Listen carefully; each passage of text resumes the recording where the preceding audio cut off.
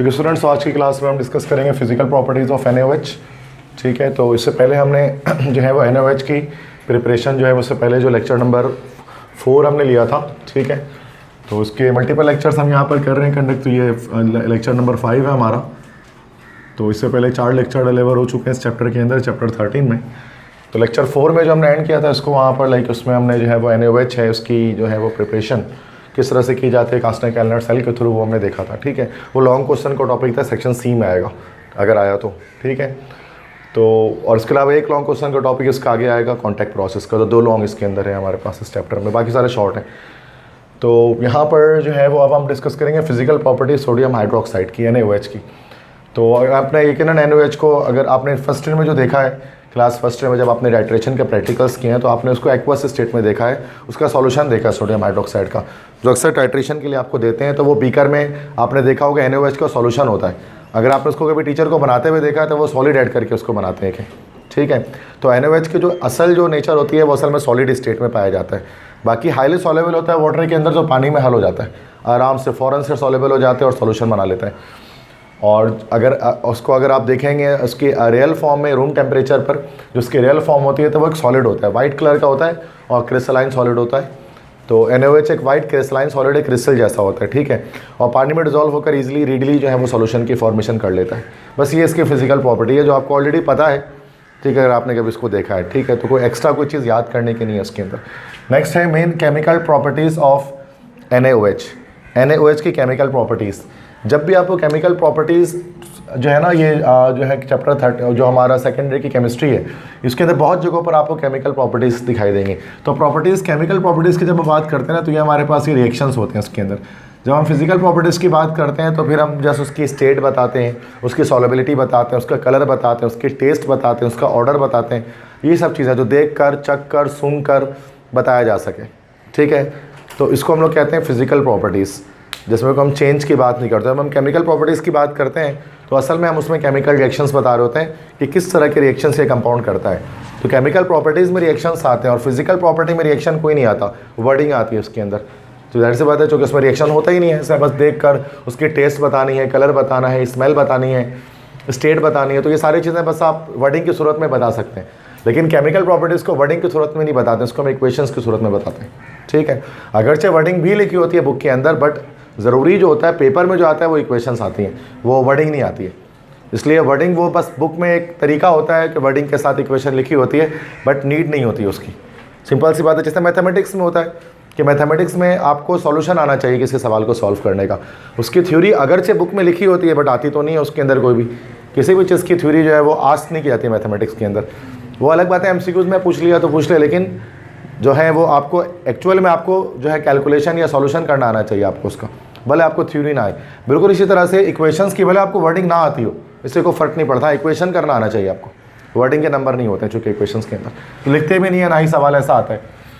तो reaction with acid, reaction with FeCl theory और reaction with chlorine, बस ये 3 रिएक्शन हम देखेंगे उसके अंदर एक एक करके 1 बाय 1। तो सबसे पहले फर्स्ट रिएक्शन मैं आपको यहाँ पर दिखाता हूँ, that is reaction with acids के एसिड्स के साथ NaOH का क्या रिएक्शन होता है। अब आप एक बात, बड़ी सिंपल सी बात आप जानते हैं कि जो NaOH है सोडियम हाइड्रोक्साइड, ये इटसेल्फ जो है वो एक बेस होता है, बेस होता है। तो सिंपल सी बात है कि जब एसिड जो है वो किसी बेस से रिएक्शन करेगा तो हर बच्चा क्लास में बैठा हुआ जानता है कि ये 2 चीज़ें बनाएगा, सॉल्ट बनाएगा और वाटर बनाएगा। और इसी रिएक्शन को जो है वो हम लोग केमिस्ट्री में कहते हैं दिस इज़ कॉल्ड न्यूट्रलाइजेशन, कि वो न्यूट्रलाइजेशन कर लेगा, एसिड बेस न्यूट्रलाइज होकर सॉल्ट बना लेंगे। तो इसकी इक्वेशन हमें बस लिखनी है। तो सिंपलेस्ट इक्वेशन आपको पता है, सब जानते हैं, एसिड सबसे सिंपलेस्ट होता है HCl, और बेस में हम ले लेते हैं वॉट जैसे सबसे सिंपलेस्ट बेस तो ये लेना पड़ेगा क्योंकि प्रॉपर्टी इसी की है।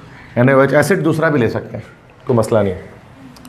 तो आपको पता है सबसे सिंपलेस्ट रिएक्शन होगा, हमारे पास NaCl बनेगा और ये वाटर बन जाएगा, ये रिएक्शन हमारे कंप्लीट हो जाएगा। ठीक है, this is the first reaction with acids. समझ में आ गया होगा किरण आपको। ठीक है, 9th क्लास से पढ़ते आ रहे हैं, और ये सबसे आसान इक्वेशन कहते हैं हम इसको केमिस्ट्री में, जो सभी को आती है।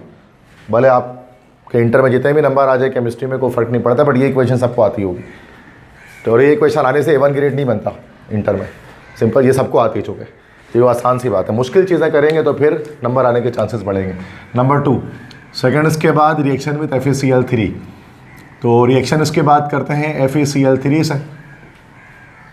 FeCl3 हमारे पास ये जो कंपाउंड है ये कहलाता हमारे पास है, दिस इज फेरिक क्लोराइड। ठीक है, देखिए आयरन की वैलेंसी यहाँ पर आप देख सकते हैं इंटरचेंज हो रही है, वो +3 हो रही है ना, और +3 आयन आप जानते हैं आयरन का वो फेरिक कहलाता है, दिस इज फेरिक क्लोराइड। ये फेरस नहीं होगा, ये फेरिक क्लोराइड होगा। ठीक है, फेरस में FeCl2 हो जाएगा, फेरस +2 आइंस को कहता है आयरन के। ठीक है, और फेरिक क्लोराइड है, ये वाटर सॉल्युबल कंपाउंड है, मतलब वाटर में डिजॉल्व हो जाते हैं इजीली, सिंपली। ठीक है, तो ये हमारे पास फेरिक क्लोराइड है। इसका रिएक्शन हम NaOH से करेंगे तो क्या होगा, इस वाले रिएक्शन को हम लोग सॉल्ट एनालिसिस के अंदर बहुत ज़्यादा इस्तेमाल करते हैं।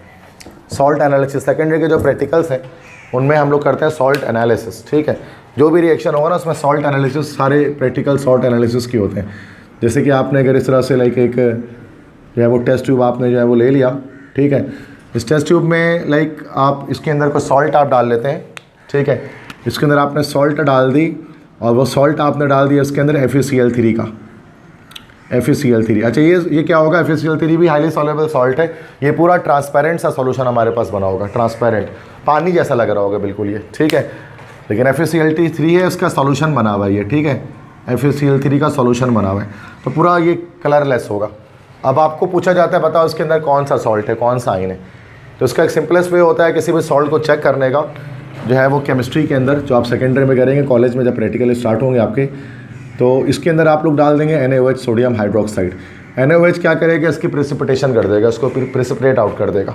ठीक है, NaOH डालने पड़ते हो, तो NaOH बहुत इस्तेमाल किया जाता है सॉल्ट एनालिसिस में। तो होगा क्या, NaOH इस FeCl3 से रिएक्शन कर लेगा। ये हर बच्चा ये करेगा लैब में कभी ना कभी, तो पहले कुछ भी लिख देते हैं, पहले FeCl3 लिख लेते हैं, या पहले कुछ भी, किसी को भी पहले किसी को भी बाद में लिखा जा सकता है। FeCl3 + NaOH, इसका सोडियम हाइड्रोक्साइड से रिएक्शन होगा। अब देखो यहाँ पर ये क्या बनेगा, अभी तो फिलहाल जैसे ही NaOH इसमें डलेगा तो डबल डिस्प्लेसमेंट रिएक्शन हो जाएगी। डबल डिस्प्लेसमेंट जानते हैं, प्लस वाला माइनस से मिलता है, माइनस वाला प्लस से मिलता है। ठीक है, दो कंपाउंड साथ में रिएक्शन कर रहे हैं, तो Fe+3 है, Cl-1 है, Na+1 है और OH -1 है। तो यहाँ पर हमारे पास प्लस वाला माइनस से मिलेगा और माइनस वाला प्लस से मिलेगा। ठीक है, तो ये इस तरह से जुड़ गया यहाँ पर हमारे पास, और ये इस तरह से जुड़ गया हमारे पास। ठीक है, तो यहाँ पर हमारे पास बना एक तो Fe के साथ OH जुड़ गया, तो FeOH हो जाएगा, और Fe की +3 वैलेंसी आपको पता है OH के नीचे आ जाएगी।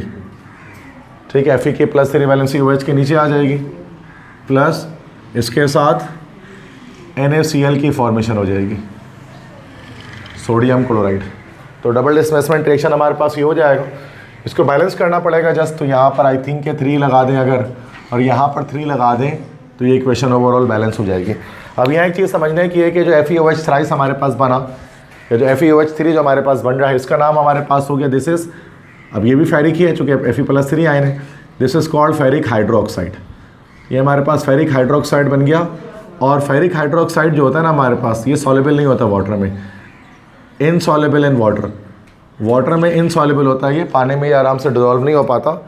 तो सूरत में क्या होता है यहाँ पर कि ये हमारे पास एक रेडिश पीपीटी या एक ब्राउन कलर का प्रेसिपिटेट बना लेते हैं, मतलब जाहिर सी बात है इनसॉल्युबल सॉल्ट हमारे पास प्रेसिपिटेट आउट हो जाते हैं, डिजॉल्व नहीं होता।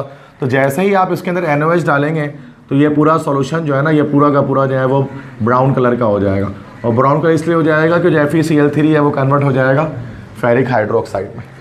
बस समझ में आ गई। तो ये हमारे पास एक इक्वेशन है कि इसमें क्या होता है, ये सॉल्ट एनालिसिस के लिए बड़ा इस्तेमाल करते हैं अगर हमें चेक करना हो फेरिक आइंस को किसी सॉल्यूशन में। ठीक है, लेकिन उसके बाद सेकंड के बाद थर्ड, उसके बाद इक्वेशन देखते हैं, that's reaction with chlorine Cl2। ठीक है, तो third one is this is reaction with chlorine. अच्छा, रिएक्शन मैंने आपको लास्ट टाइम भी कराया था, ये कोई नया रिएक्शन नहीं है। This is the same reaction which is avoided during the process of Castner cell. ठीक है, ये वही रिएक्शन है जो कि हम अवॉइड करते हैं कास्टनर सेल के अंदर, कि हम NaOH और क्लोरीन दोनों बनाते हैं कास्टनर सेल में, और हम चाहते हैं कि वो रिएक्शन करके मिक्स ना हो, तो ये रिएक्शन अवॉइड किया जाता है ना। मतलब ये रिएक्शन होता तो बहुत रेडिली है, लेकिन हम कास्टनर सेल में ये होने नहीं देते ताकि हमें अलग अलग प्रोडक्ट्स मिल जाएँ। तो ये रिएक्शन दोबारा से लिख देता हूँ मैं, कि जब NaOH का रिएक्शन सोडियम हाइड्रोक्साइड का जब हम क्लोरीन से कराएंगे, Cl2 से कराएंगे, तो ये 3 चीज़ों की हमारे पास इसके अंदर फॉर्मेशन होगी। एक हमारे पास बनेगा NaClO3 एक हमारे पास बनेगा NaCl, NaCl3 के साथ बनेगा NaCl और एक साथ बनेगा वाटर। अच्छा, ये एक ऐसा रिएक्शन है जो विदाउट मैकेनिज्म हो रहा है, ठीक है। तो ये एक ऐसा रिएक्शन है जो विदाउट मैकेनिज्म हो रहा है, जिसमें हमारे पास मैकेनिज्म यूज़ नहीं हो रही, ठीक है। तो जैसे कि ना किसको, जैसे इससे पहले मैंने इन 2 इक्वेशन में बताया ना, प्लस इस तरह से जुड़ रहा है। तो कुछ रिएक्शंस ऐसे होते हैं केमिस्ट्री में जिसमें कुछ चीज़ें प्लस मतलब कुछ चीज़ें जुड़ नहीं रही होती आपस में, या कोई मैकेनिज्म नहीं बन रहा होता है कि ये चीज़ किस तरह से भी, बस वो फॉर्मेशन हो जाती है। और कुछ टफेस्ट इक्वेशंस इसी तरह के हमारे पास टफ इक्वेशंस होती हैं जिसमें हमें आइडिया नहीं हो पाता चीज़ों के बॉन्ड के बनने और टूटने का, ठीक है। तो इस तरह के इक्वेशंस भी होते हैं और वो पेपर में भी आते हैं, उसको याद भी करना होता है। तो ये इनऑर्गेनिक केमिस्ट्री में ये एक मसला है, सबसे मेन मसला, जिसको हम कहते हैं ना कि इनऑर्गेनिक केमिस्ट्री में रट्टा लगाया जाता है, याद करना होता है। उसके पीछे रीज़न यही होती है कि ये इस तरह के इक्वेशंस इनऑर्गेनिक में होते हैं, एग्जिस्ट करते हैं, जिसका सेंस नहीं बनता। मतलब अगर आपको प्रोडक्ट ना दिया जाए तो आप इसको देख कर नहीं बता सकते कि प्रोडक्ट क्या बनेगा विदाउट मेहनत। बाकी ये दोनों इक्वेशन है, बिना मेहनत के हो सकता है, भले आपने ना पढ़ा कॉन्सेप्ट आ, लेकिन ये कॉन्सेप्ट से नहीं होगा, इसको आपको याद करना पड़ेगा, ये मेमोराइजेशन है, ठीक है। तो इस तरह की इक्वेशंस भी होती हैं। अब इसमें क्या बन रहा है कि हमारे पास NaCl तो सोडियम क्लोराइड है। अच्छा, NaClO3 ये हमारे पास कहलाता है, this is called sodium chlorate. ये हमारे पास सोडियम क्लोरेट कहलाता है, NaClO3, this is sodium chlorate. Chlorate आइन होता है ClO3 माइनस आइन, सो दिस इज क्लोरेट। तो ये NaClO3 हमारे पास पूरा ओवरऑल, ये हमारे पास कहला गया, दिस इज सोडियम क्लोरेट, ठीक है। तो ये चीज़, और NaCl तो सोडियम क्लोराइड है और H2O वाटर है। तो यहाँ पर जो आइन आया हुआ है हमारे पास ClO3 माइनस आइन, इस आइन को हम लोग कहते हैं दिस इज कॉल्ड क्लोरेट आइन। तो ये क्लोरेट आइन कहलाता है। अच्छा, इसमें बैलेंस नहीं है, इस इक्वेशन को हमें बैलेंस करना पड़ेगा। सो बैलेंसिंग थोड़ी टफ हो सकती है इसकी। आई थिंक ये क्लोरीन 2 है, क्लोरीन बैलेंस है, सोडियम 1 सोडियम बैलेंस है, ठीक है। ऑक्सीजन 1 और ऑक्सीजन यहाँ पर 3 और 1 4 है। तो यहाँ पर अगर हम 4 लगा देते हैं, और क्लोरीन 2 है, क्लोरीन 2 बैलेंस है, और सोडियम हमारे पास 4 है, यहाँ पर सोडियम हमारे पास, उधर पर हमारे पास 2 है, तो 3 सोडियम और कम पड़ रहा है ना यहाँ पर। अगर हम यहाँ पर 3 लगा दें, ठीक है, तो हमारे पास क्लोरीन हो गया यहाँ पर 3 और 2, 3 और 1 4, तो यहाँ पर 2 लगा लेते हैं। सोडियम 4 हो गए, क्लोरीन 4 हो गए, 3 और 1 4, हाइड्रोजन 4 है, हाइड्रोजन यहाँ पर 2 है, तो यहाँ पर 2 लगा लेते हैं। हाइड्रोजन बैलेंस हो गया, ऑक्सीजन यहाँ पर 4 है, ऑक्सीजन यहाँ पर 3 + 2 5 है, तो ऑक्सीजन डिसबैलेंस हो गया है। अगर आप देखें तो यहाँ पर ऑक्सीजन 4 है, यहाँ पर 3 और 2 5 ऑक्सीजन है, तो ऑक्सीजन डिसबैलेंस हो गया है। अगर यहाँ पर हम 5 कर लेते हैं तो यहाँ पर हमें फिर 4 करना पड़ेगा, लेकिन यहाँ पर क्लोरीन कितना हो गया, 4 और 1 5। यहाँ पर हम इसको 5 तो कर नहीं सकते हैं, हम यहाँ पर इसको 3 लगाकर 6 कर लेते हैं, और यहाँ पर 6 कर लेते हैं, और यहाँ पर हम क्या कर लेते हैं बेटा, 5 कर लेते हैं। अब चेक करते हैं कि 6 sodium 6 chlorine, hydrogen, oxygen is, अच्छा हाइड्रोजन इज 6, हाइड्रोजन 2 2 4 है, तो ये हो गया 3 2 6 हाइड्रोजन बैलेंस। ऑक्सीजन यहाँ पर 6 है, ऑक्सीजन यहाँ पर 3 + 3 ये 6 हो गया। अब ये ओवरऑल बैलेंस हुआ। तो समटाइम्स बैलेंसिंग थोड़ा सा टिपिकल हो सकता है, बैलेंस करने के लिए थोड़ा सा टाइम लगे, बाकी इक्वेशंस होते हैं वैसे ही ना हो, मतलब टाइम लगे। तो इसका मैकेनिज्म भी नहीं था इस इक्वेशन का, उसके बैलेंस करने में भी टाइम लगा। तो इस तरह के इक्वेशंस थोड़ा ये है कि मेहनत ज़्यादा चाहिए होती है, समझ गए। ठीक है, नेक्स्ट हमारे पास जो कंपाउंड है, this is bleaching powder. Bleaching powder असल में कैल्शियम का एक कंपाउंड है, it is a compound of calcium. सबसे पहले देख लेते हैं कि इसका फार्मूला हमारे पास क्या होता है। इसका फार्मूला होता है CaOCl2, ये इसका फार्मूला हमारे पास है, ठीक है, CaOCl2। यहाँ पर इसी फार्मूले को हम इस तरह से भी लिख सकते हैं कि CaOCl ब्रैकेट में आ जाएगा, उसके बाद ये Cl आ जाएगा, ठीक है। तो ये हमारे पास कहलाता है दिस इज़ ब्लीचिंग पाउडर। इसी का दूसरा नाम हो सकता है ब्लीचिंग पाउडर का, क्योंकि ये OCl जो नेगेटिव आइन हमारे पास होते हैं, जैसे मैंने कि ClO3 आइन मैंने बताया था कि ये हमारा क्लोरेट आइन है, ठीक है। इसी तरह से ClO- आइन हमारे पास जो होता है दिस इज़ हाइपोक्लोराइट। ये हमारे पास जो है वो हाइपोक्लोराइट आइन होता है। तो इसका नाम हमारे पास ये भी बन सकता है, इसी को हम कह सकते हैं this is sodium chloro hypochlorite. तो ये इसी का नाम है, सोडियम क्लोरो हाइपोक्लोराइट या ब्लीचिंग पाउडर। तो इसका अल्टरनेट नेम ये हमारे पास आ जाएगा, क्योंकि सोडियम नहीं, कैल्शियम, गलत कह दिया, कैल्शियम क्लोरो हाइपोक्लोराइट, क्योंकि कैल्शियम है फिर क्लोरो है फिर OCl जो आयन होता है वो हमारे पास हाइपोक्लोराइट होता है, तो इसी को हम कह सकते हैं calcium chloro hypochlorite. Bleaching powder को ब्लीचिंग पाउडर क्यों कहा जाता है? बिकॉज ये कलर रिमूव कर सकता है किसके अंदर से भाई, किसी भी फैब्रिक वगैरह से, ठीक है। तो सबसे पहले चीज़ की किसका स्टेट क्या होता है, आपने ब्लीचिंग पाउडर देखा होगा अक्सर, ठीक है। तो एक तो ब्लीचिंग आप लोगों को लिक्विड ब्लीच आपने देखा है, ठीक है, सॉलिड स्टेट में पाउडर जैसा ब्लीचिंग पाउडर भी होता है, ठीक है। तो it is a white powder, ये वाइट कलर का एक पाउडर होता है विथ क्लोरीन लाइक स्मेल, जिसकी क्लोरीन जैसी स्मेल होती है, विथ क्लोरीन लाइक स्मेल। अगर इसको आप सूंघोगे तो क्लोरीन जैसी इसकी स्मेल जो है ना वो आपको आ रही होगी, पंजेंट सी स्मेल आ रही होगी, जैसे मीठे पानी की स्मेल आती है ना, उस तरह की स्मेल इस पाउडर से आ रही होती है। किसी भी जो सर्फ वगैरह बेचते हैं, जो ठेले वगैरह में, वहाँ पर ब्लीचिंग पाउडर रखा होता है उनके पास, उससे ब्लीच बनाया जाता है, उसको लिक्विड में डिज़ोल्व करने के बाद या HCl में डिज़ोल्व, तेज़ाब में डिज़ोल्व करके उसको बनाते हैं, ठीक है। तो ये वाइट पाउडर है, क्लोरीन लाइक स्मेल के साथ। काम क्या आता है, ब्लीचिंग पर्पज़ के लिए इस्तेमाल करते हैं, ठीक है। तो ब्लीचिंग का क्या मतलब होता है कि it can remove colour from any fabric या पेपर, कह सकते हैं कि इसको ब्लीचिंग एक्शन करता है। ब्लीचिंग का मतलब क्या होता है केमिस्ट्री के अंदर, ब्लीचिंग का मतलब होता है कि किसी भी चीज़ से जो है वो किसी भी फैब्रिक से या पेपर से, ठीक है, या फिर इसके अलावा हम ये भी कह सकते हैं कि लाइक फ्रॉम एनी हेयर, कि बालों से भी उनका जो रंग है, उनका जो कलर है वो रिमूव कर दिया जाए, उनको ख़त्म कर दिया जाए, that is called bleaching powder. जैसे कि ब्लीच क्रीम्स होता है ना, तो ब्लीच क्रीम्स के अंदर जो है एक पाउडर एक होता है जिसको एक्सेलरेटर कहा जाता है, वो छोटे 2 डब्बी होती है ब्लीच क्रीम में, बड़ी एक छोटी होती है, छोटी डब्बी में ना एक वाइट कलर का पाउडर होता है, वो होता है असल में ब्लीचिंग पाउडर, ठीक है। उसकी स्मेल अगर सूंघो ना, क्लोरीन जैसी पंजेंट सी स्मेल होती है, तो वो स्मेल इसी की होती है, ब्लीचिंग पाउडर की है। बाकी क्रीम जो होता है वो जैसे उसकी एप्लीकेशन के लिए होता है, जो पाउडर जो है जाहिर सी बात है कि वो सरफेस पर ठहर नहीं सकता स्किन पर, तो वो क्रीम यूज़ करते हैं, क्रीम में मिक्स करते हैं ताकि वो क्रीम क्या करे, आपके मतलब जो है वो स्किन की सरफेस पर उसको ठहरा सके, इसलिए क्रीम होता है, वरना मेन काम तो उस पाउडर का ही है। और पाउडर जितना ज़्यादा डाला जाता है उसका एक्शन उतना तेज़ होता है ब्लीचिंग का, वो जलता भी ज़्यादा है फिर उसमें।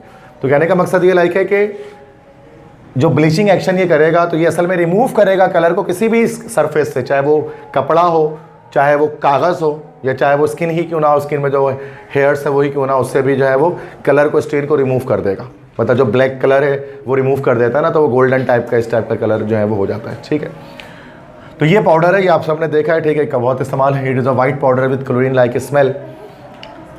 तो और फॉर्मूला आपने देख लिया कि इसका फॉर्मूला क्या होता है, इसकी बनाते किस तरह से हैं, इसको प्रिपेयर करने का रिएक्शन क्या हमारे पास होता है, 2 चीज़ों को रिएक्शन से इसको बनाया जाता है कि कैल्शियम हाइड्रोक्साइड हम लेंगे, इसका रिएक्शन जब हम क्लोरीन से करेंगे, Cl2 से करेंगे, कैल्शियम हाइड्रोक्साइड का रिएक्शन जब क्लोरीन से होगा तो हमारे पास बनेगा CaOCl2, दैट्स ब्लीचिंग पाउडर, और साथ में ये वाटर लिबरेट होगा।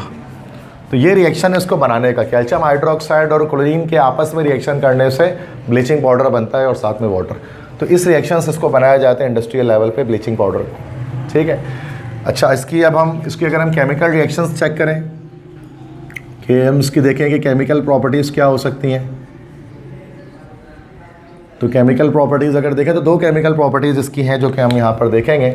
सबसे पहला इसका रिएक्शन अब देखेंगे, रिएक्शन विथ वाटर, कि वाटर के साथ, पानी के साथ क्या रिएक्शन देगा ये, कि ब्लीचिंग पाउडर को जब पानी में डाला जाएगा तो फिर ये क्या करेगा, ठीक है। तो पानी में डालेंगे तो देखो ये CaOCl2 है, इसको जब वाटर में ऐड किया जाएगा H2O, मतलब वाटर में जब इसको ऐड करेंगे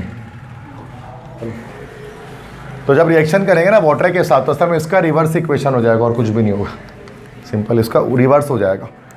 लाइक हम यहाँ पर देखें ना, CaOCl2 है प्लस वाटर है, जब इन दोनों का रिएक्शन होगा तो ये वापस जाके पुरानी ये चीज़ बन जाएगी कैल्शियम हाइड्रोक्साइड प्लस Cl2, उसकी रिएक्शन यहाँ कंप्लीट हो जाएगा, ये ऑलरेडी बैलेंस होगा इक्वेशन। ये this is the correct equation, सही है भाई। तो इक्वेशन को सही कर लेते हैं। उसके बाद सेकंड है, this is reaction with acid, किसी एसिड के साथ रिएक्शन करा देते हैं इसका ब्लीचिंग पाउडर का। तो जैसे CaOCl2 लिया, HCl के साथ रिएक्शन कराते हैं हाइड्रोक्लोरिक एसिड के साथ। मैकेनिज्म इस तरह से होगा कि कैल्शियम इस क्लोरीन से रिएक्शन करेगा, तो हमारे पास बन जाएगा calcium chloride CaCl2 plus hydrogen इस ऑक्सीजन से रिएक्शन करेगा, तो हमारे पास बनेगा वाटर और साथ में बन जाएगा Cl2। ठीक है, ये तीन चीज़ें हमारे पास इसके अंदर जो है वो फॉर्मेशन हो जाएगी। अब हम इसको बैलेंस कर लेते हैं। अब जब हम इसको बैलेंस करें तो यहाँ पर कैल्शियम 1, क्लोरीन 2 और 1 3, क्लोरीन 2 और 2 4 है। यहाँ पर 2 लगा लेते हैं, hydrogen 2 balance, chlorine 2, chlorine 4 balance, oxygen 1 balance, hydrogen calcium 1, सारे बैलेंस हो गए इसके अंदर। सही, क्लियर है, बैलेंस है। तो ये इक्वेशन हमारे पास बन गई। इसके बाद इसके यूजेस देख लेते हैं, यूजेस ऑफ ब्लीचिंग पाउडर कि क्या इस्तेमालात हैं ब्लीचिंग पाउडर के। तो ब्लीचिंग पाउडर के हमारे पास मल्टीपल यूजेजेस हैं। सबसे पहला इस्तेमाल इसका क्या हमारे पास होगा कि ब्लीचिंग एक्शन देता है। ठीक है, तो it is used as a bleaching agent, bleaching agent के तौर पे काम करता है, मतलब कलर रिमूव करने के लिए स्टेन्स में से। दूसरा इसको और इस्तेमाल कर सकते हैं, it is used for sterilisation of water. Sterilisation of water, sterilisation का मतलब क्या होता है कि to remove the germs, to kill the germs. ठीक है, तो स्टेरिलाइजेशन का जो मतलब होता है उसका मतलब होता है जरासीम को मारना, जरासीम को मारना, दैट इज स्टेरिलाइजेशन। तो क्लोरीन आपको पता है कि चूँकि ये क्लोरीन लिबरेट करता है वाटर में ऐड होकर, और क्लोरीन जो है वो डिसइंफेक्टेंट है, तो वाटर में से जर्म्स वगैरह को किल करने के लिए भी ब्लीचिंग पाउडर को हम लोग इस्तेमाल करते हैं, उसको यूज़ करते हैं। ठीक है, तीसरा उसके बाद इस्तेमाल हमारे पास क्या होता है कि it is use to produce to make chlorine. Chlorine को बनाने के उसको इस्तेमाल करते हैं, क्लोरीन गैस। क्यों? चूँकि आप देख सकते हैं कि जब ब्लीचिंग पाउडर को पानी में डाला जाता है तो क्लोरीन गैस लिबरेट करता है, तो क्लोरीन की मैन्युफैक्चरिंग भी इससे की जा सकती है। इसके बाद नेक्स्ट हम टॉपिक आते हैं some important compounds of S block elements. S block elements के कुछ इंपॉर्टेंट कंपाउंड्स, ये एक टेबल बनी हुई आपकी बुक के अंदर, न्यू बुक के अंदर, जो आई थिंक MCQs में शायद पूछें आपसे, इसके लिए मैं कुछ पॉइंट्स आपको बता देता हूँ। तो कुछ कंपाउंड्स हैं एस ब्लॉक एलिमेंट के जो मशहूर हैं, 4 कंपाउंड हैं, उनके बारे में बताना है कि उनके यूजेस बस देखने हैं कि क्या क्या इस्तेमालात होते हैं। ठीक है, जैसे NaCl, सोडियम क्लोराइड, जिसको कॉमन सॉल्ट हम लोग कहते हैं। ठीक है, तो इसी को कहा जाता है, this is called common salt कह सकते हैं इसको हम लोग, इसी को जो हम लोग टेबल सॉल्ट कहते हैं। ठीक है, तो ये हमारे पास NaCl, इसका नाम आप जानते होंगे, कॉमन सॉल्ट के टेबल सॉल्ट। इससे हम क्या चीज़ काम लेते हैं, फ्लेवरिंग ऑफ फूड, तो इससे किया ही जाता है। ठीक है, खाने पीने में इस्तेमाल करते हैं। बाकी इससे हम, आपको पता है कि NaOH और Cl2 की मैन्युफैक्चरिंग भी करते हैं इन कास्टिंग एनलर सेल। ठीक है, तो हम यहाँ एक इस्तेमाल तो इसका सिंपल ये लिख सकते हैं कि it is used for flavouring of food. ठीक है, तो फ्लेवरिंग ऑफ फूड मतलब कि खाने में जायका ऐड करने के लिए इसको इस्तेमाल किया जाता है। अगली चीज़ कि it is used to make, इससे इस्तेमाल किया जाता है बनाने के लिए 2 चीज़ों को, लाइक सोडियम हाइड्रोक्साइड को और साथ में क्लोरीन गैस को। जो हमने कास्टिंग एनलर सेल से बनाया है उसमें NaCl यूज़ किया था, एक्वस सॉल्यूशन आप जानते हैं, ब्राइन। Na2CO3.NH2O, इसको हम लोग कहते हैं, this is called washing soda. ये हमारे पास कहलाता है वॉशिंग सोडा कहते हैं इसको हम। ये पूरा फार्मूला है, सोडियम कार्बोनेट होता है ये, और उसके साथ .10H2O, ये इसके साथ वाटर ऑफ क्रिस्टलाइजेशन, इसके 10H2O मौजूद होते हैं। ये वाटर ऑफ क्रिस्टलाइजेशन कहलाता है जो 10H2O इसके साथ होता है। और ये ऐसे बात है, वॉशिंग सोडा है, इसका क्या काम होगा, it is used for washing purpose, कपड़े वगैरह धोने के लिए, या फिर डिटर्जेंट या सर्फ बनाने के लिए इसको इस्तेमाल किया जाता है वॉशिंग सोडा को।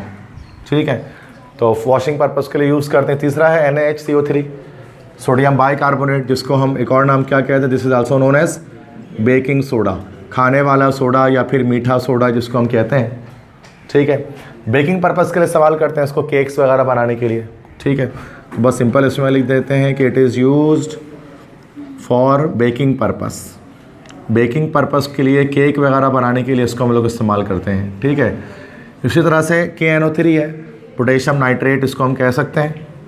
ठीक है, इसी को हम लोग एक और नाम देते हैं सॉल्ट पीटर, इसी को सॉल्ट पीटर भी कहा जाता है, या पोटेशियम नाइट्रेट भी कह सकते हैं डायरेक्टली। तो ये जो सॉल्ट पीटर होता है इसका 2 इस्तेमाल है। सबसे पहला तो it is used to make fireworks को बनाने में इस्तेमाल किया जाता है। फायरवर्क्स मतलब पटाखे जो होते हैं ना, इसको सोडियम सॉल्ट पीटर जो कहलाता है ना, यस सॉल्ट पीटर कहलाता है। पोटेशियम नाइट्रेट, इसका पूरा नाम हमारे पास हो गया, दिस इज पोटेशियम नाइट्रेट। हमारे यहाँ इसको पाकिस्तान में हम लोग बोलते हैं पटास, इसको बोलते हैं गंधक पटास। अगर आप लोगों ने बम बम बनाया कभी, नहीं बनाया पटाखा वगैरह, हम लोगों ने बनाया है। तो हम लोग बचपन में हम लोग को पता भी नहीं था केमिस्ट्री का सी क्या होता है, लेकिन हम लोग गंधक पटास जानते थे। उससे फायरवर्क्स बनाते थे, मुर्रा बोलते थे उसको, मुर्रा डिबरी बहुत सारे होते थे, आप लोगों को तो नाम भी नहीं पता होगा। तो अब वो सब बनाने के लिए हम लोग गंधक पटास मिला के बनाते थे। अब जो गंधक तो सल्फ़र है, वो बड़े होकर पता लगा सल्फ़र होता है ये गंधक, इंग्लिश में बोलते हैं उसको। और पटास जो था वो असल में ये था पोटेशियम नाइट्रेट। फायरवर्क्स बनाते हैं इसके, तो ये ना, तो ये फिर ब्लास्ट करता है। तो ये पोटेशियम नाइट्रेट, जिसको हम लोग नॉर्मली गली मोहल्ले के छोटे छोटे बच्चे पटास बोल रहे होते हैं, और उनको नहीं पता वो असल में इस कंपाउंड का नाम ले रहे हैं पोटेशियम नाइट्रेट का, लेकिन वो पोटेशियम को पटास बोल रहे होते हैं असल में। ये हमारी ऐसी गली मोहल्ले की ज़बान है, उसमें बोलते हैं हम लोग। तो भले वो बंदा बिल्कुल 5वीं फेल हो, बिल्कुल कोई पढ़ाई में आगे ना हो, लेकिन उसको ये पता है कि इसका इस्तेमाल है किसको, क्योंकि ऐसे बच्चे ही ज़्यादातर बना रहे होते हैं ना। हमारे दौर में तो पढ़ने वाले भी बना रहे होते थे, लेकिन अब पढ़ने वाले बच्चे पढ़ाई करते हैं, उल्टा हो गया सिस्टम। हम लोग दोनों काम कर लेते थे। तो पटाखे बनाने के लिए हम लोगों ने बड़ा इस्तेमाल किया पोटेशियम नाइट्रेट को। मुर्रा बनाते थे, इलेक्ट्रिक मुर्रा बोलते थे उसको हम लोग, बहुत डेंजरस होता था। मतलब आजकल बच्चे थोड़ा डरपोक वाक़े में तो नहीं इससे भिड़ते हैं ज़्यादा। माचिस वगैरह तो लोग हाथ में फाड़ लिया करते थे, ऐसे जला के ऐसे ही उफाड़ लेते थे, ख़त्म बात हो गई। तो तब अब तो बच्चे दूर से देख के बोलते रहे भाई क्या बट बम आ गए। माचिस बम को तो लोग बोलते थे पटाखा है, ये तो ऐसा ही है, चुटपुटिया बम बोलते थे उसको लोग। हमारे दौर में चॉकलेट बम होता था, चॉकलेट बम, सुपर साउंड, ईरानी बम, नलकी बम, वो फटता था, लगता था पूरा गली हिल जाता था, दीवारें हिलती थी उसके फटने से, लग रहा है कि एटमी धमाका कर दी इंडिया ने। अब तो वही बस सिर्फ वही आती है छोटे छोटे जो है वो बम। तो दौर चला गया, अच्छी बात है, कोई इतनी अच्छी चीज़ तो थी नहीं, बट मज़ा आता था। अब ये नहीं कि शौक़ नहीं मरा लोगों का, महंगे हो गई चीज़ें, तो इकोनॉमिक सिचुएशन पाकिस्तान की ऐसी है, शौक़ अपनी जगह कायम है, शायद उससे ज़्यादा है, लेकिन महंगाई हो गई इतनी ज़्यादा ना, तो लोग ख़रीद नहीं पाते बेचारे। वरना ऐसा नहीं कि लोग शरीफ हो गए, लोग आज भी उससे ज़्यादा ख़तरनाक हैं, पैसे कम हो गए पब्लिक के पास ये सब करने के लिए। सही बता रहा हूँ मैं आपको, अवेयरनेस नहीं आई है, कुछ और हो गया। अच्छा भाई, महंगाई का फ़ायदा ही है कि उल्टे पुल्टे काम पाकिस्तानी कर नहीं पा रहे, अच्छा है, और महंगाई होनी चाहिए। तो यह काम, ये सब काम तो ख़त्म हो, नहीं तो उल्टे पुल्टे काम पाकिस्तानी सबसे पहले शुरू करते हैं जब चीज़ें सस्ती हो जाती हैं, तो और कंस्ट्रक्टिव काम बाद में करते हैं। चलो ठीक है, it is use to make fireworks, पहला है। दूसरा इसके बाद क्या इस्तेमाल होता है कि it is use to make fertiliser, इससे हम फर्टिलाइज़र भी बनाते हैं, फर्टिलाइज़र।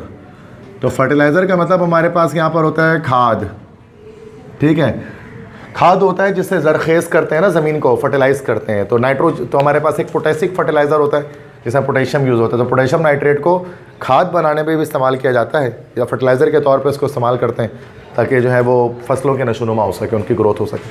ठीक है बच्चा, तो ये सारे रिएक्शंस हमें डिस्कस करने हैं, ऑक्सीजन के साथ, वाटर के साथ, हैलोजन के साथ, नाइट्रोजन के साथ, और साथ में हाइड्रोजन के साथ। So this all reactions must be done, important reactions है सारे। तो reaction of P block element discuss करने वाले बेटा ग्रुप 3A से लेकर, देखो 8A वाला तो करता ही नहीं है रिएक्शन, तो 7A तक लिख लेते हैं, है ना। तो 8A वाले तो करेंगे नहीं ना, पी ब्लॉक में नोबल गैसेज हैं। तो ये बाकी सारे के रिएक्शंस हम लोग यहाँ पर चेक करते हैं। सबसे पहले हम देखते हैं रिएक्शन विद ऑक्सीजन, ऑक्सीजन के साथ रिएक्शन पहला।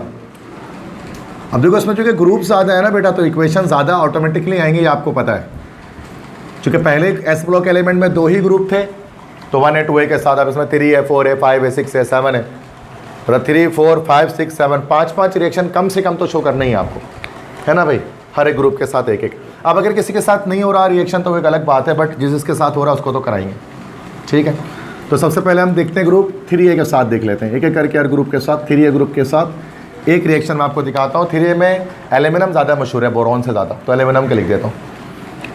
तो एल्यूमिनियम प्लस ऑक्सीजन, देखो ये तो एडिशन रिएक्शंस होने वाले हैं। नॉर्मल ऑक्साइड बनेंगे सारे के सारे, ALO बना, नॉर्मल ऑक्साइड बनेगा, एल्यूमिनियम की वैलेंसी +3 और ऑक्सीजन की क्या होती है -2, पता है ये सबको। तो क्या बन जाएगा, Al2O3 बन जाएगा। This is aluminium oxide.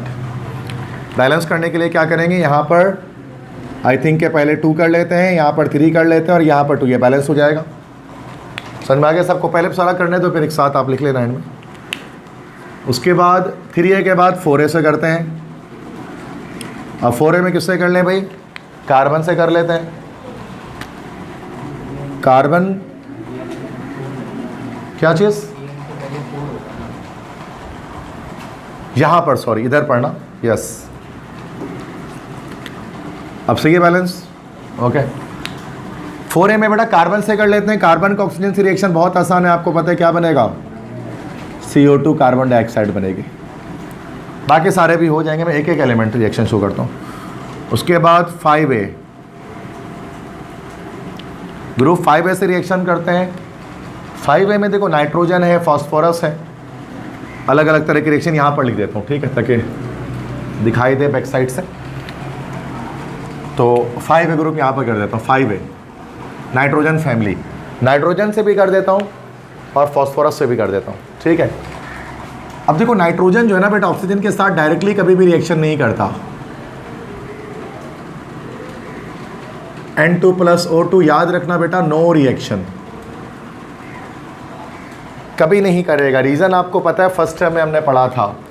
N2 जो है ना वो होता है क्या, स्टेबल होता है। नाइट्रोजन स्टेबल होता है, स्टेबल क्यों होता है, due to full filled, sorry not full filled, due to half filled P subshell. Half filled P subshell की वजह से ये स्टेबल होता है। आपको पता है ना नाइट्रोजन की जब इलेक्ट्रॉनिक कॉन्फ़िगरेशन हम करते हैं, भूल गए शायद तुम लोग, दैट इज 1s2 और 2s2 और 2p2 आ जा 2p3 आ जाता है ना, 3 2 5 5 और 2 7। तो यहाँ पर P सबशेल को देख लो, हाफ फिल है। मैंने बताया था कि सब शेल्स या तो फुल फिल्ड होंगे या हाफ फिल्ड होंगे, तो सूरत में क्या होंगे, वो स्टेबल होंगे। और इसमें स्टेबिलिटी की वजह से क्या होता है, ये रिएक्शन नहीं देता ऑक्सीजन के साथ। हाँ लेकिन अदर कंडीशन में देगा बच्चों, ज़रूरी नहीं है कि हमेशा नहीं देगा, क्योंकि इसके बड़े इंपॉर्टेंट इक्वेशंस होते हैं ऑक्सीजन के साथ, लेकिन कंडीशन मेंटेन करनी पड़ती है। जैसे कि अगर N2 और O2 का रिएक्शन कराएंगे और बस आप क्या करते हैं, टेम्परेचर हाई कर लें, मतलब यहाँ पर आप उसको हीट कर लें, तो हीट करने पर क्या होगा कि ये दोनों रिएक्शन करके NO बना लेंगे, नाइट्रोजन मोनोऑक्साइड गैस, ठीक है। ये कंडीशन मेंटेन करनी पड़ेगी। NO हमारे पास, इसको हम लोग एक गैस का नाम बता दे रहा हूँ, उसको हम लोग कहते हैं नाइट्रिक ऑक्साइड गैस। तो ये नाइट्रिक ऑक्साइड गैस कहलाती है। इसी तरह से नाइट्रोजन का एक और रिएक्शन मैं आपको दिखाता हूँ, N2 + O2, और यहाँ पर अगर आप कैटलिस्ट को यूज़ कर लें, कैटलिस्ट क्या करता है, रिएक्शन को स्पीड अप करता है ना। अगर हीट के बजाय कोई कैटलिस्ट यूज़ कर लेंगे तो यहाँ पर ये एक नया कंपाउंड बन जाएगा, नाइट्रोजन का एक नया ऑक्साइड बन जाएगा, N2O, ठीक है। बैलेंस कर लेते हैं। बैलेंस करने के लिए यहाँ पर 2 लगा लेंगे, यहाँ पर 2 लगा लेंगे, ये बैलेंस हो जाएगा। अब आप इस ऑक्साइड का नाम अगर आपको पता ना, N2O का अगर आपने कभी पढ़ा है, तो उसको हम लोग बोलते हैं नाइट्रस ऑक्साइड। ये नाइट्रस ऑक्साइड है, या इसी को कहा जाता है हमारे पास है, this is called laughing gas. हंसी आती है इस गैस को सूंघने से, सुना होगा लाफिंग गैस। तो लाफिंग गैस यही होती है, N2O, अगर आपने कभी सुना, नाइट्रस ऑक्साइड। तो ये नाइट्रिक ऑक्साइड है और ये हमारे पास नाइट्रस ऑक्साइड है। चूँकि यहाँ पर तो ये दो नाम अलग अलग हैं। यहाँ पर नाइट्रोजन की ऑक्सीडेशन स्टेट जो है ना वो कम होती है, जैसे ये -2 है ना, तो नाइट्रोजन यहाँ +2 पर है, और यहाँ पर अगर आप निकालोगे तो +1 पर आ जाएगा नाइट्रोजन, अगर निकाल लोगे तो 2/2 हो जाएगा, तो 1 आ जाएगा ये हमारे पास, ठीक है। तो जब ऑक्सीडेशन स्टेट ज़्यादा होती है तो इक लगाते हैं, और जब कम होती है तो OUS लगाते हैं। जो Fe+2 हमारा जो है ना वो फेरस होता है, और Fe+3 फेरिक होता है। जो कम वाला होता है ना हमेशा, या Cu+1 हमारा क्यूपरस होता है, और Cu+2 क्यूप्रिक होता है। बिल्कुल वैसे ही अगर नाइट्रोजन की वैलेंसी +1 है तो ये नाइट्रस है, और +2 हो गए तो ये नाइट्रिक हो गए। तो अस और इक लगाने का कॉन्सेप्ट बता रहा हूँ कि सर ये नाइट्रस क्यों है, ये नाइट्रिक क्यों है, इसके पीछे कॉन्सेप्ट है। इस टॉपिक में नहीं है, लेकिन ऐसे मैं एक नॉलेज दे रहा हूँ कि क्यों आता है नाम, तो ऐसे ही बता रहा था, ठीक है। चलो, तो नाइट्रोजन का रिएक्शन इस तरह से हो गया, मतलब नॉर्मल कंडीशन पे नहीं होगा, लेकिन हीट कंडीशन में, हाई टेम्परेचर पे और कैटलिस्ट की मौजूदगी में अलग अलग रिएक्शंस हो सकते हैं। बिल्कुल इस तरह से फॉस्फोरस का रिएक्शन भी हम करा सकते हैं, P+O2। अभी एक नॉर्मल रिएक्शन होगा ऑक्सीडेशन नंबर के लिहाज से। ऑक्सीजन की वैलेंसी -2 और फॉस्फोरस की वैलेंसी -3 होती है, चूँकि 5A ग्रुप का एलिमेंट है। वैलेंसी इंटरचेंज कर दोगे तो ये बन जाएगा P2O3। तो ये हमारा फॉस्फोरस ऑक्साइड हमारे पास बन गया, बस इसको बैलेंस करना रहेगी। अब यहाँ पे 2 लगा लो, यहाँ पर 3 लगा लो, यहाँ पर 2 लगा लो, बैलेंस हो गया ये, नहीं सॉरी 4 लगा लो, बैलेंस हो गया ये। तो ये 5A ग्रुप के साथ ऑक्सीजन की रिएक्शन, थोड़ी सी कॉम्प्लेक्सिटी है इसके अंदर, तो बस याद रखना है इसको कि नाइट्रोजन ऑक्सीजन के साथ रिएक्शन थोड़ा सा आप नॉर्मल वे में करता है। इसके बाद 5A के बाद हम ग्रुप 6A में आते हैं। अब 6A में तो जाहिर सी बात है ऑक्सीजन ऑलरेडी है, ऑक्सीजन का तो ऑक्सीजन से रिएक्शन कराएंगे नहीं, हाँ सल्फर से करा देते हैं, सल्फर तो है ना ऑक्सीजन के नीचे। प्रोडक्ट टेबल पता है ना सबको, मैं बना नहीं रहा, वरना लगातार 3 क्लासों में आपको पता है मैंने प्रोडक्ट टेबल बनाई भी थी। अब आई थिंक कि आपको ऑलरेडी आइडिया है, पता ना ऑक्सीजन के नीचे सल्फर होता है, तो सल्फर के रिएक्शन ऑक्सीजन से कर देंगे, बड़ा मशहूर रिएक्शन है, क्या बनेगा पता है, SO2 सल्फर डाइऑक्साइड गैस बनती है, ठीक है। इसी तरह से ग्रुप 7A की बात अगर हम करें तो यहाँ पर हम फ्लोरीन के साथ ऑक्सीजन के रिएक्शन कर लेते हैं, F2 + O2। अब यहाँ OF आ जाएगा, ऑक्सीजन की वैलेंसी -1 और सॉरी फ्लोरीन की वैलेंसी -1, ऑक्सीजन की -2। यहाँ पर क्या कंपाउंड बन जाएगा, OF2 हमारे पास बन जाएगा। इसको मिटा लेंगे फिर हम, देन जस्ट यहाँ पर इसको बैलेंस कर लेंगे, इधर पर 2 लगा लेंगे, इधर पर 2 लगा लेंगे, तो ये बैलेंस। तो यहाँ पर देखो हर ग्रुप का रिएक्शन हमने ऑक्सीजन के साथ शो किया, समझ में आया सबको, बस ठीक है। उसके बाद हम रिएक्शन विथ वाटर करेंगे, वाटर के साथ रिएक्शन देखते हैं डिफरेंट ग्रुप्स का क्या क्या होता है, ठीक है। पहले ग्रुप 3A के एलिमेंट्स का देख लेते हैं। एल्यूमिनियम सिंपल, वैसे बोरॉन भी होता है, एल्यूमिनियम ज़्यादा फेमस है और ज़्यादा इंपॉर्टेंट भी वही होता है। तो एल्यूमिनियम का रिएक्शन हम कर लेते हैं वाटर के साथ। अब याद रखो बेटा, वाटर का रिएक्शन जब भी किया जाता है तो उसको हम क्या करेंगे, वाटर को H और OH में ब्रेक करेंगे। खासतौर पर मेटल जब रिएक्शन करेगा वाटर के साथ तो उसको ऐसे ब्रेक करना पड़ेगा, ठीक है। इसके बाद क्या होता है कि आराम से इक्वेशन हो जाता है, इस तरह से हमारे पास हो जाएगा। तो हमारे पास बन जाएगा एल्यूमिनियम हाइड्रोक्साइड प्लस हाइड्रोजन अलग हो जाएगा H2। अब एल्यूमिनियम की वैलेंसी आपको पता है +3 होती है, वो OH के नीचे आ जाएगा, मैं पूरी वैलेंसी लिख नहीं रहा, आपको पता है, ठीक है। उसके बाद क्या करना है, यहाँ से HOH को इस तरह से मिटा देना है और सिंपल H2O की केस में मैं पूरा देखो डायरेक्ट बना दिया इसको, ओके। ये रिएक्शन हमारा कंप्लीट हो गया। तो ये याद नहीं करने तरीके से हुआ, जहाँ मेमोराइजेशन है कि मैं स्टार में बना दूंगा, इस रिएक्शन को याद कर लो। जैसे ये इक्वेशन हमने यहाँ पर याद कर ली है, ये इक्वेशन हमने यहाँ पर याद कर ली, बाकी याद करने वाली इक्वेशंस नहीं होती हैं। इसी तरह से नेक्स्ट हम 3A के बाद हम ग्रुप 4A में आते हैं। अच्छा भाई बैलेंस नहीं हुआ शायद ये ना ऊपर, हाँ ये बैलेंस नहीं है, 3 2 5 हाइड्रोजन, एल्यूमिनियम 1 है, ऑक्सीजन 3 है, अगर यहाँ 3 लगाएं तो 6 हाइड्रोजन हो गया। यहाँ पर 3 और 2 5 है, 3 + 2 5 है ना, तो यहाँ क्या करें 2 लगा लें। चलो इसको मैं बैलेंस करता हूँ, मैं फ्रैक्शनल बैलेंस कर लेता हूँ उसको ना। 3 है ना, अगर मैं इसको 3/2 कर लूँ, ये 2 कैंसिल हो गया, 3 3 6, 3 2 6। अब ये 2 से सबको मल्टीप्लाई कर लो, बैलेंस हो जाएगा। नीचे वाले 2 से तरीका बताया था ना, 2 यहाँ लगा दो, ये 6 हो जाएगा, ये 2 हो जाएगा और ये हमारा ख़त्म हो जाएगा। अब देखो दोबारा से इक्वेशन बैलेंस हो जाएगी, 2 एल्यूमिनियम 12 हाइड्रोजन, 3 2 6 और 6 और 6 12 हाइड्रोजन, 6 ऑक्सीजन, 3 2 6 ऑक्सीजन, बैलेंस हो गया, ठीक है। शॉर्टकट बताया मैंने कि वो फ्रैक्शन लगाकर सबको मल्टीप्लाई कर दो उस फ्रैक्शन से। पिछले पहले भी एक मैंने आपको ऐसा एक कराया था पिछली क्लास में। तो ये हमारे पास के बाद ग्रुप 4A पे आते हैं। 4A में कार्बन सबसे फेमस कंपाउंड है, कार्बन के साथ रिएक्शन करते हैं किसका बेटा, वाटर का। अच्छा कार्बन वाटर के साथ नॉर्मल कंडीशन पे रिएक्शन नहीं करता, हाई टेम्परेचर पे करता है। अच्छा हाई टेम्परेचर के लिए ना बेटा, अब देखो मैंने वहाँ पर हीट लिखा था, लेकिन यहाँ पर मैं देखो क्या करूँ, सिर्फ डेल्टा बना देता हूँ। अगर आप इस तरह से सिंपल डेल्टा का भी बनाते हो ना, तो उसका मतलब यही होता है कि आप हीट कर रहे हो, इसका मतलब हीट होता है। डेल्टा सिंबल का मतलब ये होता है कि यू आर प्रोवाइडिंग हीट, ठीक है। तो शॉर्टकट है ये। देखो सिंगल डिस्प्लेसमेंट होगी, कार्बन ऑक्सीजन से रिएक्शन करेगा। ये हमारे पास मैंने कहा कार्बन मोनोऑक्साइड और साथ में हाइड्रोजन गैस अलग हो जाएगी H2। अब ये जो कॉम्बिनेशन ऑफ गैस है ना, ये दोनों गैस कॉम्बिनेशन फॉर्म में होंगी। तो नाम पता है इसका क्या कहते हैं, इसको हम यस क्लास मैट्रिक में पढ़ा होगा आप लोगों ने, इसको वाटर गैस कहा जाता है, ठीक है। फिर इसको सेपरेट करते थे, 9 में पढ़ा होगा सेपरेशन मेथड, मैट्रिक में लिक्विफिकेशन मेथड, ऑक्सीडेशन मेथड, जिसको सेपरेट किया जाता था। बट वो प्रोडक्शन ऑफ हाइड्रोजन गैस की बात है, हम यहाँ पर वो नहीं डिस्कस कर रहे। बस हमें यहाँ रिएक्शन देना था कि कार्बन कैसे वाटर के साथ रिएक्शन करता है, तो ये देख लो। और ये रिएक्शन भी आपको पता है वाटर के साथ इस तरह से नहीं हो रहा, ये रिएक्शन असल में जो हो रहा है ना हमारे पास स्टीम के साथ हो रहा है। तो यहाँ गैसियस स्टेट में वाटर लिया जा रहा है, तो इसलिए इसको स्टीम कहते हैं। तभी ये 9 में मैट्रिक में हमने उसको बोला था स्टीम कोक प्रोसेस। ये कोक होता था ना, स्टीम कोक प्रोसेस। अगर मैट्रिक क्लास आपको याद है, फर्स्ट चैप्टर उसका। 4A के बाद फिर उसके बाद ग्रुप 5A में आते हैं। ग्रुप 5 में याद रखो कि नाइट्रोजन होता है और नाइट्रोजन का रिएक्शन कुछ नहीं होता। उसके साथ भाई नाइट्रोजन जो लेस रिएक्टिव है, तो नाइट्रोजन के रिएक्शन अगर वाटर से हम करेंगे H2O से, तो there will be no reaction, कोई रिएक्शन नहीं होगा due to less reactivity of nitrogen. मैंने बताया स्टेबल होता है। तो 5A में रिएक्शन दिखाने की ज़रूरत नहीं है कोई ख़ास, ठीक है ना। 6A में आ जाते हैं।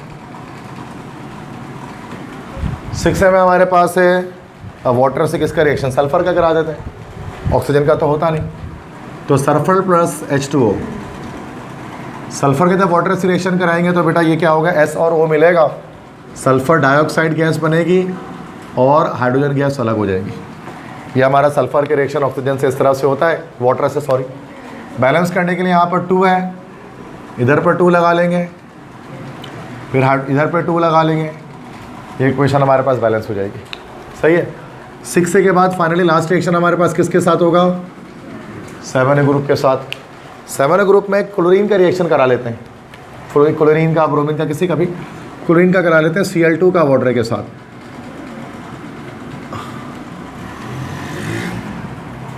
ठीक है, अब ये रिएक्शन थोड़ा सा टिपिकल है दोबारा से, इसका मैकेनिज्म होगा, ठीक है। अब देखो Cl2 है ना, इसको ऐसे ब्रेक कर दो Cl बॉन्ड में, ठीक है बेटा। इसके बाद वाटर है, वाटर को ब्रेक कर दो H और OH में, ठीक है। अब देखो एक Cl को एक इससे जोड़ दो और एक इसको यहाँ से यहाँ जोड़ दो, सही है। तो एक हमारे पास जो बना वो HCl बना, हाइड्रोक्लोरिक एसिड, दूसरे हमारे पास बना HOCl, जिसको हम लोग क्या बोलते हैं, दिस इज हाइपोक्लोरस एसिड। तो 2 तरह के एसिड बन रहे हैं, एक हाइड्रोक्लोरिक एसिड और अभी से पहले मैंने एक नाम लिखाया था, दिस इज हाइपोक्लोरस एसिड। तो ये थोड़ा सा इसका मैकेनिज्म डिफरेंट है ना, कि ये बस करना है, ट्रिक मैंने बता दी कि Cl को ओपन करके H को Cl से मिला और एक OH को दूसरे Cl से मिला दें, तो हाइड्रोक्लोरिक एसिड और हाइपोक्लोरस एसिड का एक मिक्सर आपको मिल जाता है। समझ गए। रिएक्शन विथ हैलोजन, हैलोजन के साथ रिएक्शन करते हैं, थर्ड रिएक्शन है हैलोजन। आपको पता है, सब कोई जानता है 7A ग्रुप के एलिमेंट हमारे पास हैलोजन कहलाते हैं। हमारे को ग्रुप वाइज में सीक्वेंस से डायरेक्ट में इक्वेशंस जो है वो लिख लेता हूँ, ठीक है ना, ईजिली। 3A ग्रुप से स्टार्ट करके तो सारे सीक्वेंस है। 3A में जैसे कि एल्यूमिनियम ले लेता हूँ, Al प्लस Cl2, देखिए एडिशन है ना, तो अभी आपको अच्छे से करना आता है, कोई मुश्किल नहीं है। तो ये हमारे पास AlCl और एल्यूमिनियम की वैलेंसी +3 इसके नीचे आ जाएगी, AlCl3 हो जाएगा। और बैलेंस करने के लिए क्या करें, यहाँ पे 2 लगा दें, यहाँ पे 3, अब तो बैलेंस करना आ गया होगा आपको, ठीक है, हो गया, बस 3A ख़त्म। 4A में आते हैं। 4A में किससे शो कर दें, कार्बन से शो कर दें, C प्लस Cl2। अब देखो CCl लिखेंगे और कार्बन की वैलेंसी +-4 होती है, वो क्लोरीन के नीचे आ जाएगी तो क्या हो जाएगा, CCl4 कार्बन टेट्राक्लोराइड बन जाएगा हमारे पास। बैलेंस करने के लिए क्या करें, बस यहाँ पर 2 लगा लें, समझ में आ गया। 4A से हो गया रिएक्शन। 5A से करते हैं, 5A में नाइट्रोजन से कर लेते हैं या फॉस्फोरस से कर लेते हैं, किसी से भी, फॉस्फोरस से कर लेते हैं, किसी से भी कर सकते हैं, P प्लस Cl2। तो यहाँ पर हमारा हो जाएगा PCl और फॉस्फोरस की वैलेंसी होती है -3, वो क्लोरीन के नीचे जाएगी तो क्या बन जाएगा, PCl3 फॉस्फोरस ट्राइक्लोराइड। बैलेंस करने के लिए क्या करें, यहाँ पर 2 लगा दें, यहाँ पर 2 लगा दें, यहाँ पर 3 लगा दें, बैलेंस समझ में आ गया। 5A group. 6A ग्रुप से किससे करा दें, अच्छा ऑक्सीजन का रिएक्शन जब हम कराएंगे ना 6A ग्रुप में, जब हम जाएंगे ना ऑक्सीजन या सल्फ़र, तो उनके रिएक्शन हमारे पास क्लोरीन से नहीं होते हैं, फ्लोरीन से कर लेता है रिएक्शन वो, तो हैलोजन से करेगा बट क्लोरीन से नहीं करेगा। तो अगर हम O2 है ना, O2 का रिएक्शन अगर हम Cl2 से करना चाहेंगे तो ये रिएक्शन हमारे पास नहीं होगा, कहने का मकसद ये। हाँ F2 से हो जाएगा, जो हमने लिखा भी था इससे पहले फ्लोरीन के साथ ना, तो OF2 बन जाएगा, ये ऑक्सीजन की -2 वैलेंसी इसके नीचे आ जाएगी, तो ये हमारे पास बन जाएगा। तो क्लोरीन से नहीं कराना इसका, फ्लोरीन से होगा, ठीक है। बाकी ये 2 लगा देंगे यहाँ पर और यहाँ 2 लगा देंगे तो ये बैलेंस हो जाएगा, ठीक है। इसके अच्छा 7A ग्रुप वाले आपस में भी रिएक्शन कर पाते हैं, मतलब अगर 7A ग्रुप वाले ना आपस में भी रिएक्शन कर लेते हैं, जैसे कि आप देखो अब I2 प्लस Cl2, I भी 7A का है, और ये भी 7A का, दोनों रिएक्शन करके ICl बना लेंगे, +1 -1 वैलेंसी इंटरचेंज हो जाएगी, यहाँ पर 2 लगा देगा। मतलब देखो ग्रुप, मतलब हैलोजेंस जो है ना वो अपने ही ग्रुप से भी रिएक्शन कर लेते हैं, रिएक्टिव होते हैं ना, तो इन सब से तो कर ही रहे हैं। देखो 3A से कर रहे हैं, 4A से कर रहे हैं, 5A से कर रहे हैं, 6A से कर रहे हैं, 6A से यहाँ पे 6A से कर रहे हैं, अपने ही ग्रुप से 7A वाले से भी कर लेंगे, 8A से नहीं करते हैं, वो एक अलग बात है। समझ में आ गई बात?